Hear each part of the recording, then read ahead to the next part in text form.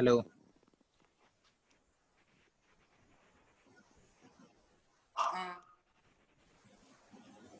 കാണുന്നുണ്ടോ? ഹലോ കാണുന്നുണ്ടോ? വരുന്നുണ്ട്. ഇപ്പം വന്നിട്ടില്ല, വരുന്നുണ്ട്. ഓക്കെ.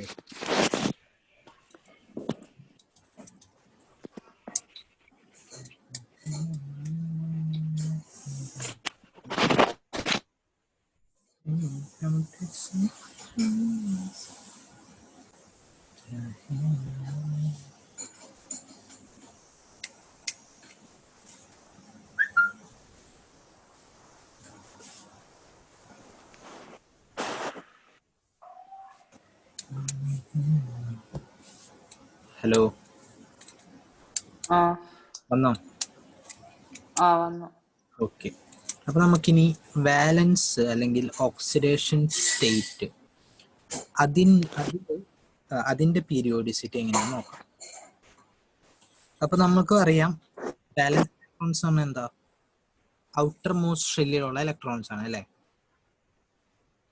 അതായത് ഈ നമ്പർ ഓഫ് ഇലക്ട്രോൺസ് എന്നല്ലേ നമുക്ക് കൊടുക്കാൻ പറ്റും.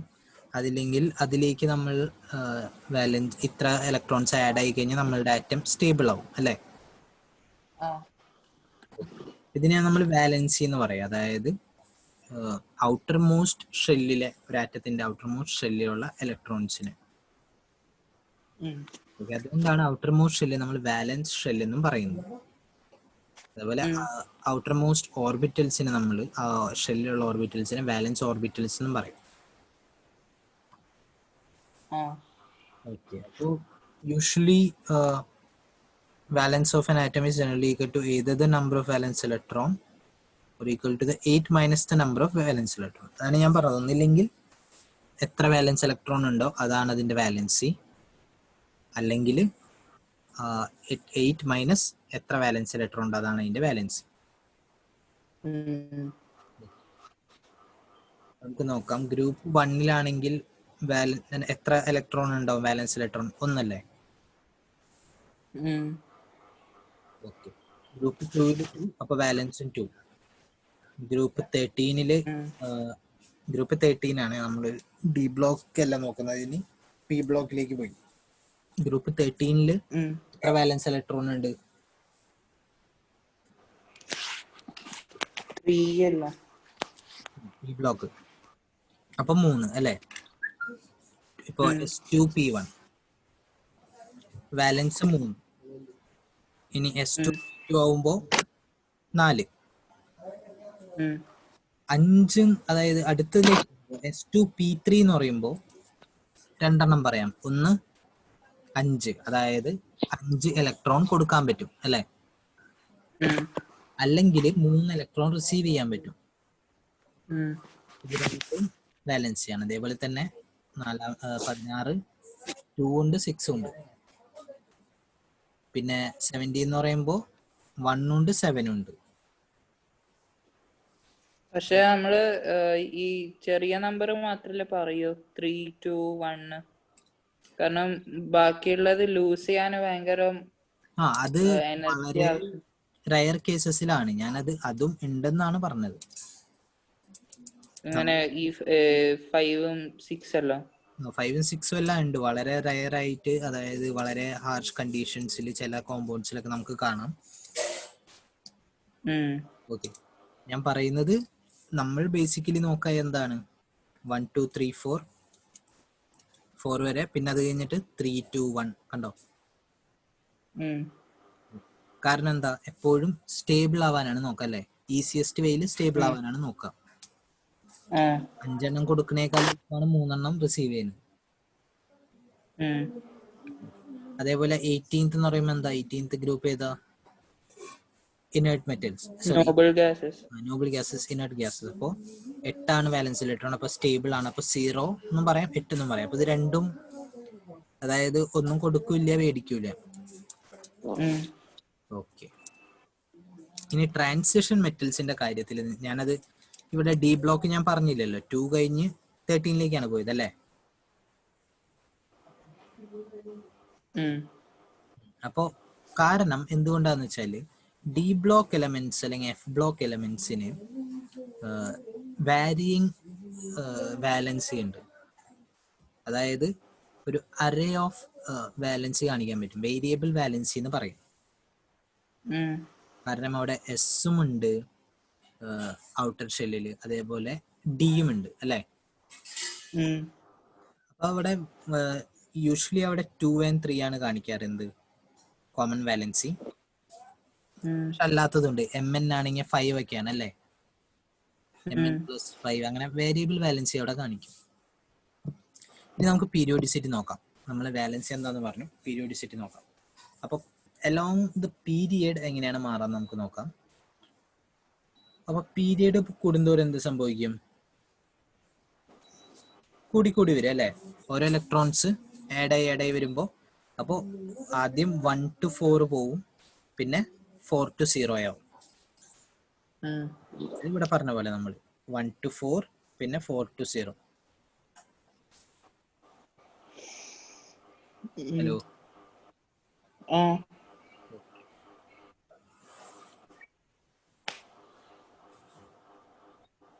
ഇവിടെ നമുക്ക് നോക്കാം വേറൊരു കേസ്. ഒരു ഇത് Na2O സോഡിയം Na2O ഉണ്ടാവുമ്പോൾ എന്താ സംഭവിക്കുക, 2 സോഡിയം ആറ്റം ഓക്സിജന് ഇലക്ട്രോൺസിന് നൽകും അല്ലേ. അപ്പോ എന്തായിരിക്കും ഓക്സിജന്റെ ഓക്സിഡേഷൻ സ്റ്റേറ്റ് -2, സോഡിയത്തിന്റെ രണ്ടിന്റെയും +1. മനസ്സിലായി. ഓക്സിഡേഷൻ സ്റ്റേറ്റ് എന്ന് പറഞ്ഞു കഴിഞ്ഞാൽ ഇലക്ട്രോൺ കൊടുത്തിട്ടുണ്ട് ഇങ്ങനെ നാച്ചുറൽ സ്റ്റേറ്റിൽ നിന്ന്, ഫ്രീ സ്റ്റേറ്റിൽ നിന്ന് ഓക്സിജൻ കൊടുക്കുകയാണെങ്കിൽ, ഓക്സിജൻ അല്ല, ഇലക്ട്രോൺ കൊടുക്കുകയാണെങ്കിൽ അത് +1 ഉം, ഇലക്ട്രോൺ റിസീവ് ചെയ്യുകയാണെങ്കിൽ, അക്സെപ്റ്റ് ചെയ്യുകയാണെങ്കിൽ അത് -1 ആവും.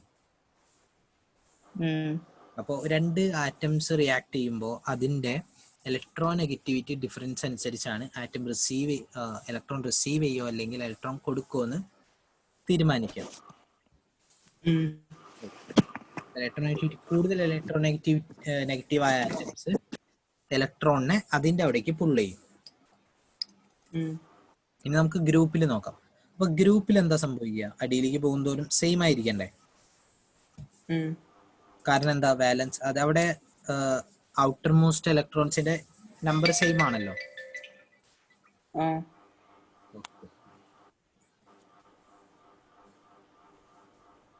ഈ ഇനേർട്ട് ഗ്യാസസ് നമ്മൾ പറയെങ്കിലും അടിയിലേക്ക് പോകുന്തോറും അതിന്റെ ചില വേറെ ഹാർഷ് സിറ്റുവേഷൻസിലൊക്കെ കോമ്പൗണ്ട്സ് ഒക്കെ ഫോം ചെയ്യാറുണ്ട്, സിനോൺ ഒക്കെ. അത് നിങ്ങൾ ഇനി ഇനിയൊരു ചാപ്റ്റർ ഒക്കെ വരും കെമിക്കൽ ബോണ്ടിങ്ങിന്റെ ഒക്കെ, അവിടെ നമുക്ക് നോക്കാം. ഓക്കെ, അത് അവിടെ കുറച്ച് എക്സാമ്പിൾസ് കാണും.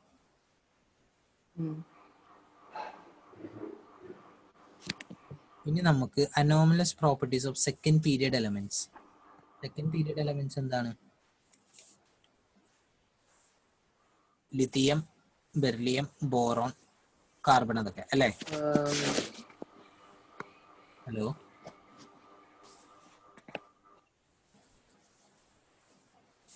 Hello, carbon, nitrogen, oxygen, florin, അതാണ് സെക്കൻഡ് പീരിയഡ്. അതാണ് സെക്കൻഡ് പീരിയഡ്. അവിടെ ഒരു അനോമലസ് നെറ്റ്വർക്കിന് ചെറിയ പ്രശ്നമുണ്ട്. കേൾക്കുന്നുണ്ടോ? ഹലോ, ഹലോ, കേൾക്കുന്നുണ്ടോ?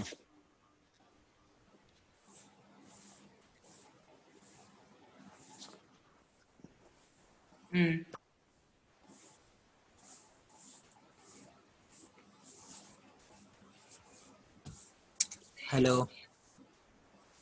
ഹലോ, കേൾക്കുന്നുണ്ടോ?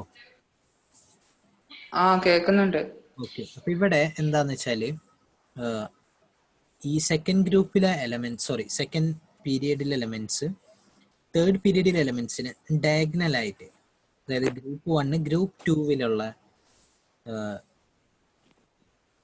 ഈ എലമെന്റ് ആയിട്ട്, അല്ലെങ്കിൽ ഗ്രൂപ്പ് 2 ഗ്രൂപ്പ് 3 എലമെന്റ് ആയിട്ട് ഒരു കെമിക്കൽ പ്രോപ്പർട്ടീസിൽ സിമിലാരിറ്റി കാണിക്കും. ഇതിനെയാണ് ഡയഗണൽ റിലേഷൻഷിപ്പ് എന്ന് പറയാം. ഹലോ, ലിഥിയം മഗ്നീഷ്യമായിട്ട് കെമിക്കൽ പ്രോപ്പർട്ടീസിൽ സിമിലാരിറ്റി കാണിക്കും. അതേപോലെ ബെറിലിയം അലുമിനിയം ആയിട്ട്, അതേപോലെ ബോറോൺ സിലിക്കൺ ആയിട്ട്. ഇതിന് നമ്മൾ എന്താ പറയാ, ഡയഗണൽ റിലേഷൻഷിപ്പ് എന്ന് പറയും. ഓക്കെ, ഇതിന്റെ കാരണം എന്താന്ന് വെച്ചാല് ഒന്ന് സ്മോൾ സൈസ്, മാർക്ക് ചെയ്യേണ്ടത്, ഒന്ന് സ്മോൾ സൈസ്, പിന്നെ ഒന്ന് large charge to radius ratio, പിന്നെ high electronegativity. Okay, the first member of group has only 4 to survive a group bond.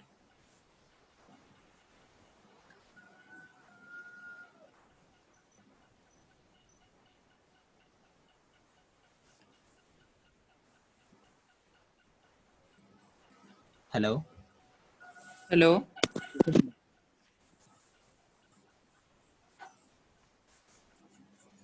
Hello.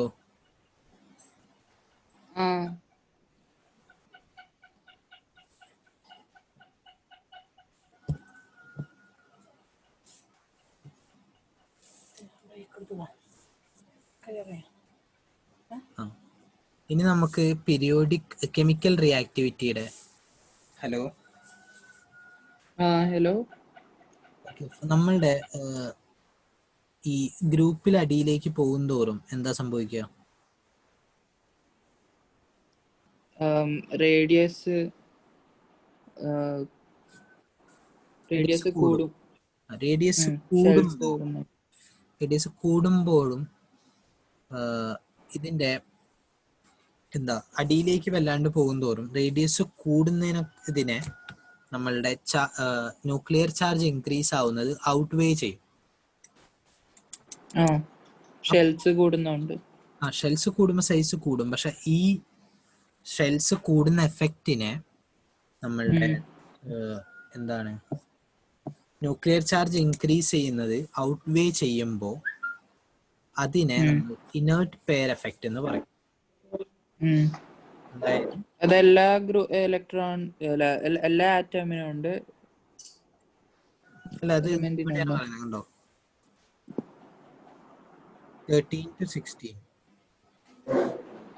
16 നമ്മളുടെ അടിയിലേക്ക് പോകും തോറും എസ് ഓർബിറ്റൽസിന്, എസ് ഇലക്ട്രോൺസിന് കെമിക്കൽ ബോണ്ടിങ്ങിൽ പങ്കെടുക്കാനുള്ള ടെൻഡൻസി കുറയും. കാരണം എന്താ, ഏതിനാണ് കൂടുതൽ പെനട്രേറ്റിംഗ് എഫക്റ്റ്? എസ്സിനല്ലേ, ഈനേക്കാളും. അപ്പൊ എസ് കുറച്ചുകൂടി ന്യൂക്ലിയസിലോട്ട് ടൈറ്റ്ലി ബോണ്ടായി തുടങ്ങും അടിയിലേക്ക് പോകും തോറും. അപ്പൊ അവിടെ 2 ഇലക്ട്രോൺസ് മിസ്സിംഗ് ആവും. അപ്പോൾ oxidation state, lower oxidation state ആയിരിക്കും കൂടുതൽ എന്താവുക, സ്റ്റേബിൾ ആവും. അതാണ് ഇനേർട്ട് പെയർ എഫക്റ്റ്.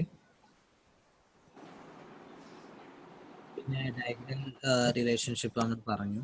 ഇനി മെറ്റൽസിന്റെ കാര്യം വരുമ്പോൾ, മെറ്റൽസിന്റെ കാര്യത്തിൽ ഒരു മെറ്റലിന്റെ റിയാക്ടിവിറ്റി എന്ന് പറഞ്ഞു കഴിഞ്ഞാൽ അതിന്റെ ഇലക്ട്രോൺസ് എത്ര പെട്ടെന്ന് അതായത് ഔട്ടർ മോസ്റ്റ് ഷെല്ലിലെ ഇലക്ട്രോൺസ് എത്ര പെട്ടെന്ന് അല്ലെങ്കിൽ എത്ര ഈസിലി ലൂസ് ചെയ്യാന്നുള്ളതിനെ ഡിപ്പെൻഡ് ചെയ്തിരിക്കും.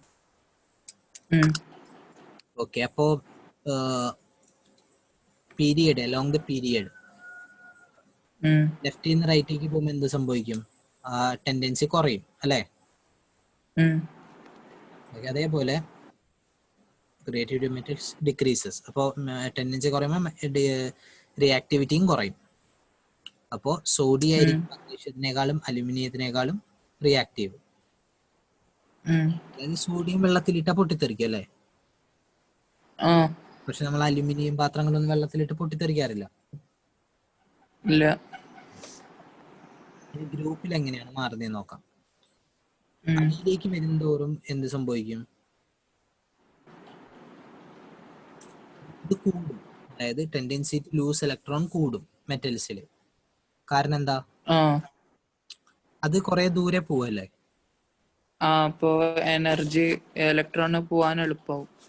അപ്പോ ഏറ്റവും റിയാക്റ്റീവ് ഏതായിരിക്കും? Caesium, lithium, sodium, potassium, rubidium. സീഷ്യത്തില് സീഷ്യ ആയിരിക്കും ഏറ്റവും റിയാക്റ്റീവ്. സീഷ്യൊക്കെ വെള്ളത്തിൽ വീണ് കഴിഞ്ഞാൽ ബോംബ് പൊട്ടണ പോലെ ആയിരിക്കും. ഇതിൽ കുറെ ആറ്റംസ് ഒക്കെ, ലിഥിയം ഒക്കെ ആറ്റംസ് ഒക്കെ എന്തില്, നമ്മുടെ കെറോസിനിലൊക്കെയാണ് സൂക്ഷിക്കുക. കാരണം എന്താ? വായുവിലുള്ള ഈർപ്പം കൊണ്ട് റിയാക്റ്റീവായി പൊട്ടിത്തെറിക്കാതിരിക്കും. നോൺ മെറ്റൽസിന്റെ കാര്യം നോക്കാം. നോൺ മെറ്റൽസിന് ഇലക്ട്രോൺ അങ്ങോട്ട് കൊടുക്കാനാണെങ്കിൽ നോൺ മെറ്റൽസിന് എന്താണ്? ഇലക്ട്രോൺ റിസീവ് ചെയ്യാനാണ് അല്ലെ. അപ്പോ ഇന്ന പീരിയഡ് എന്ത് സംഭവിക്കും? കൂടും. കാരണം എന്താ? ഇങ്ങോട്ട് പോകും തോറും എത്ര ഇലക്ട്രോൺ ആണ് റിസീവ് ചെയ്യേണ്ടത് അതിന്റെ എണ്ണം കുറയും അല്ലെ. അപ്പൊ എളുപ്പാവും. കണ്ടോ? അപ്പൊ എഫ് വളരെ ഇലക്ട്രോ നെഗറ്റീവ് ആവുന്നതിന് കാരണം എന്താ? ഒരൊറ്റ ഇലക്ട്രോൺ മതി അതിന്. ഇനി ഗ്രൂപ്പിൽ എന്ത് സംഭവിക്കും നോക്കാം. അടിയിലേക്ക് പോകുന്നവർ എന്ത് പറ്റും? കുറയും. കാരണം എന്താ? കാരണം ന്യൂക്ലിയസിന്ന്, അതായത് ഷെല്ലിന്റെ എണ്ണം വലിപ്പം കൂടിക്കൊണ്ടുവരല്ലേ. അപ്പോ നമ്മളുടെ ഹലോ അപ്പോ എന്ത് സംഭവിക്കും? ആ ന്യൂക്ലിയസിന് പിടിച്ചു നിർത്താനുള്ള കഴിവ് കുറയും. അതായത് ഒരെണ്ണത്തിനെ പുറത്തുനിന്നും വലിച്ചെടുക്കാനുള്ള കഴിവ് കുറയും. അതുകൊണ്ടാണ് അലോങ് ദ ഗ്രൂപ്പ് അടിയിലേക്ക് എന്ത് സംഭവിക്കുക? റിയാക്ടിവിറ്റിയും ഇലക്ട്രോനെഗറ്റിവിറ്റിയും ഒക്കെ കുറയുക. കണ്ടോ? എഫ് ആണ് മോസ്റ്റ് റിയാക്റ്റീവ്, ഐ ആണ് ലീസ്റ്റ് റിയാക്റ്റീവ്. അപ്പോ ഇത് മെറ്റൽസിലും നോൺ മെറ്റൽസിലും അത് ഇങ്ങനെ ഓപ്പോസിറ്റ് ആണല്ലേ പീരിയഡിലും ഗ്രൂപ്പിന്റെയും? അതെ, കാരണം ഒന്നില് ഇലക്ട്രോൺ ലൂസ് ചെയ്യുന്നതാണ് അതിന് റിയാക്ടിവിറ്റിക്ക് ഇമ്പോർട്ടന്റ്, ഒന്നില് ഗെയിൻ ചെയ്യുന്നതാണ്. അപ്പോൾ റിവേഴ്സ് ആയിരിക്കും അല്ലേ. ഓക്കെ, നമ്മൾ ഇത്രയും നോക്കിയാൽ മതി. അത് സ്റ്റേബിൾ ആവാൻ, അല്ലെങ്കിൽ അത് റിയാക്ട് ചെയ്യാനായിട്ട് ഇലക്ട്രോൺ എക്സ്ചേഞ്ച് വേണം. അപ്പോൾ ചിലതിന് കൊടുക്കണം, ചിലതിന് വാങ്ങണം. അപ്പോൾ അതിൽ ഏതാണ് ഹെൽപ്പ് ചെയ്യാൻ നോക്കിയാൽ മതി. ഓക്കെ, ഇനി നോർമൽ ഓക്സൈഡ് ഫോം ചെയ്ത element on the extreme left ആണ് മോസ്റ്റ് ബേസിക്. അതേപോലെ എക്സ്ട്രീം റൈറ്റ് ആണ് most acidic. Okay, oxide of elements in the centre amphoteric എന്ന് പറയും, അല്ലെങ്കിൽ ന്യൂട്രൽ. അതായത് നമ്മളുടെ മെറ്റൽ ആയിട്ട് ഉണ്ടാവുന്ന ഓക്സൈഡ്സ് ഒക്കെ എന്തായിരിക്കും? ബേസിക് ആയിരിക്കും. ബേസിക്. നമ്മളുടെ നോൺ മെറ്റൽസ് ആയിട്ട് ഉണ്ടാവുന്നതൊക്കെ അസിഡിക് ആയിരിക്കും. നടുക്കുള്ളതൊക്കെ ആംഫോടെറിക്, ന്യൂട്രൽ. ഓക്കെ, ഇനി ആംഫോടെറിക് ഓക്സൈഡ്സ് എന്ന് വെച്ചാൽ അത് ബേസിന്റെ അടുത്താണെങ്കിൽ അത് അസിഡിക് ആയിരിക്കും അല്ലേ. കാരണം പി എച്ച് ഡിഫറൻസ് നോക്കിയിട്ടല്ലേ നമ്മൾ ആസിഡ് ആണ് ബേസിക് ആണെന്ന് പറയാം. അപ്പൊ ബേസിന്റെ അടുത്ത് അത് അസിഡിക് ആയിരിക്കും, ആസിഡിന്റെ അടുത്ത് അത് ബേസിക് ആയിരിക്കും. ഓക്കെ, അപ്പൊ ഇതൊരു ഡയഗ്രാം ആണ് മനസ്സിലാക്കാനുള്ളത്. നിങ്ങൾ എന്തായാലും പീരിയോഡിക് ടേബിൾ എടുത്ത് വെച്ചിട്ട് ഇതൊന്നും കൂടി വായിക്കണം, ഈ കാര്യങ്ങളൊക്കെ. ഓക്കെ, അപ്പൊ നമ്മളുടെ ചാപ്റ്റർ കഴിഞ്ഞു. നമുക്കൊരു കാര്യം ചെയ്യാം, ഇത് 2 ചാപ്റ്ററിനെയും കൂടിയിട്ട് ഒരു ട്യൂട്ടോറിയൽ സെക്ഷൻ പോലെ വെച്ചാലോ അടുത്ത ക്ലാസ്സിൽ? ഈ പ്രോബ്ലംസ് കുറച്ചും കൂടി ഇതാക്കാം. ഓക്കെ, ഈ ചാപ്റ്ററിൽ അധികം ക്വസ്റ്റ്യൻസ് അങ്ങനെ ഇല്ല, വളരെ ടഫായിട്ട്.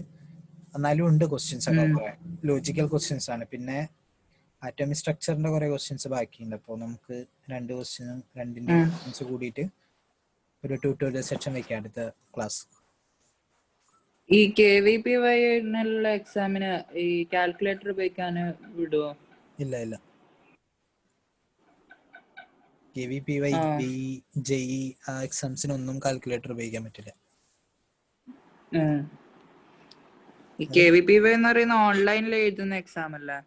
ഓൺലൈൻ ആണോ? ഇപ്പോൾ ഞങ്ങൾക്കൊക്കെ ഓഫ്ലൈൻ ആയിരുന്നു, ഇപ്പൊ ഓൺലൈൻ ആയിരിക്കും ചിലപ്പോ. അപ്പം സെന്ററിൽ പോയിട്ട് അവിടുത്തെ കമ്പ്യൂട്ടറിൽ ചെയ്യാലോ? അവിടെ ഒരു നമുക്ക് ഷീറ്റ് ഒക്കെ വെക്കാം, ഷീറ്റ് അവർ തരും വർക്ക്ഔട്ട് ചെയ്യാൻ വേണ്ടിട്ട്. അപ്പൊ അവിടെ കമ്പ്യൂട്ടറിൽ എന്നിട്ട് നമ്മള് ചെയ്യാം. ഉം. ഞങ്ങൾ ചെയ്യുന്ന സമയത്ത് ഓഫ്ലൈൻ ആയിരുന്നു, പേപ്പറിൽ തന്നെയായിരുന്നു. ഒരു ഷീറ്റ് ഇതില്ലേ ക്വസ്റ്റ്യൻ പേപ്പർ ഉണ്ടാവും, അതിലാ ചെയ്തിരുന്നു. ഒരു ബുക്ക്ലെറ്റ് പോലെ ആയിരുന്നു. ഇപ്പൊ ഇനി ഓഫ്ലൈൻ ഓൺലൈൻ അറിയില്ല, ആയിരിക്കും മിക്കവാറും ഇങ്ങനെ സിറ്റുവേഷൻ ഒക്കെ ആയതുകൊണ്ട്. അല്ല, രണ്ടും ഉണ്ടെന്ന് പറയുന്നു, ഓൺലൈനും ഉണ്ട് ഓഫ്ലൈനും ഉണ്ട് എന്ന് പറയുന്നു. ഓക്കെ, അതിൽ ഏറ്റവും കംഫർട്ടബിൾ ആയിട്ടുള്ളത് അറ്റംപ്റ്റ് ചെയ്തോളൂ.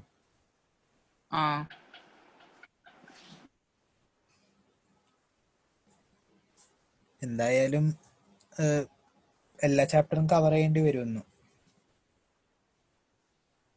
ഹലോ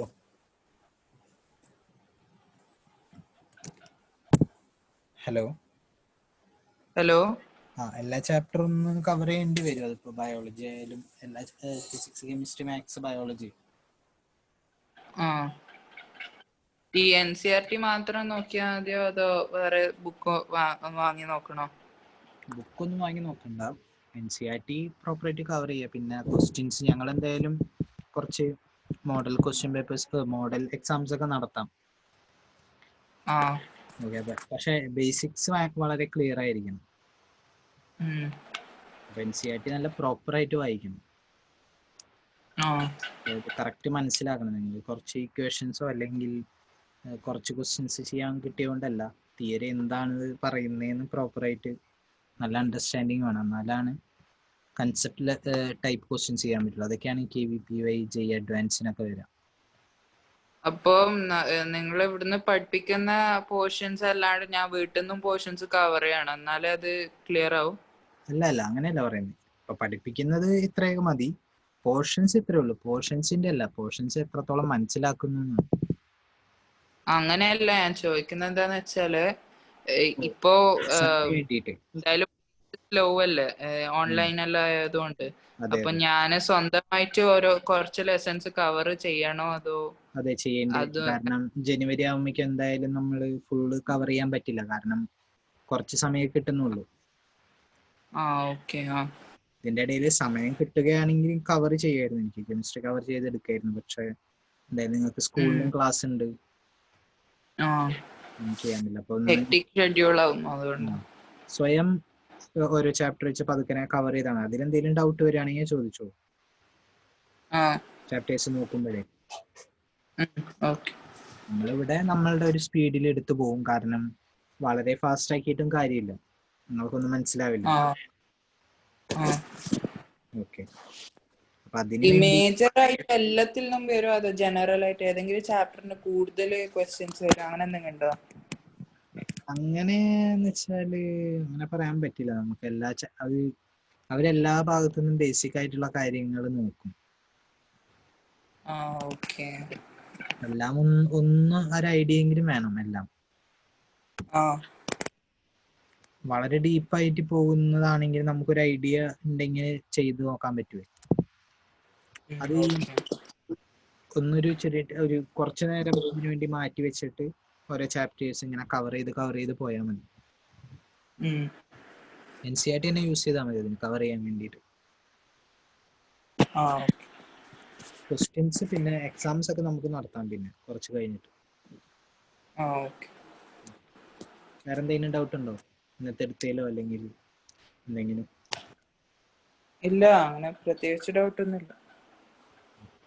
എന്തെങ്കിലും ഞാൻ പറയാം. മറ്റേ ഒരു ക്വസ്റ്റ്യന്റെ ഡൗട്ട് ഉണ്ടായിരുന്നു, അത് ക്ലിയർ ആയി. ഓക്കെ, ശരി. എന്തെങ്കിലും ഡൗട്ട് ഉണ്ടെങ്കിൽ മെസ്സേജ് അയച്ചാൽ മതി. Okay, thank you.